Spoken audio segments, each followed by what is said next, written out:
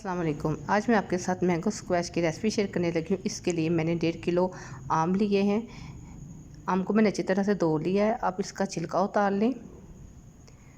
आम का सारा छिलका उतार कर इनको स्लाइस की सूरत में काट लें। ये देखिए मैं सारा छिलका उतार लिया है। अब आपके सामने इस तरह इसको काट लेंगे।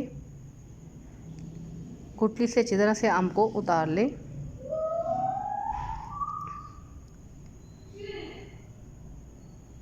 जैसे मैंने आपको बताया था, सारे आमों के छिलके उतार कर मैंने इनको स्लाइस में उतार लिया था। अब मैं एक जग में सारे आम डाल लूँगी ताकि इसका पल्प रेडी कर सकूँ। ये मैंने एक बर्तन लिया है, इसमें 1 किलो पानी डालूँगी और साथ ही इसमें 1 किलो चीनी डाल दूँगी।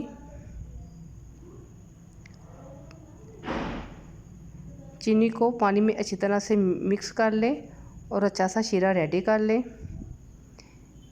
ये देखिए हमारी सारी चीनी पानी में मिक्स हो गई और इसका बहुत अच्छा शीरा रेडी हो गया। अब जो आम का पल्प था उसमें डालकर इसको 2 से 3 मिनट के लिए अच्छी तरह पकाएं।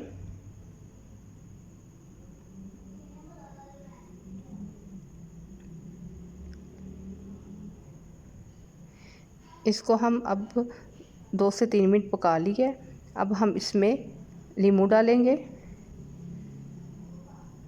तकरीबन मैंने 6 नींबू इसमें डाले हैं। अगर आप नींबू ना डालना चाहें तो जब हम आम का छिलका उतार कर उनको स्लाइस में डालते हैं तो उस वक़्त आप इसमें एक बड़ा कच्चा आम डाल लें, तो फिर आपको इसमें नींबू डालने की ज़रूरत नहीं रहती, क्योंकि वो जो कच्चा आम होता है वो काफ़ी खट्टा होता है।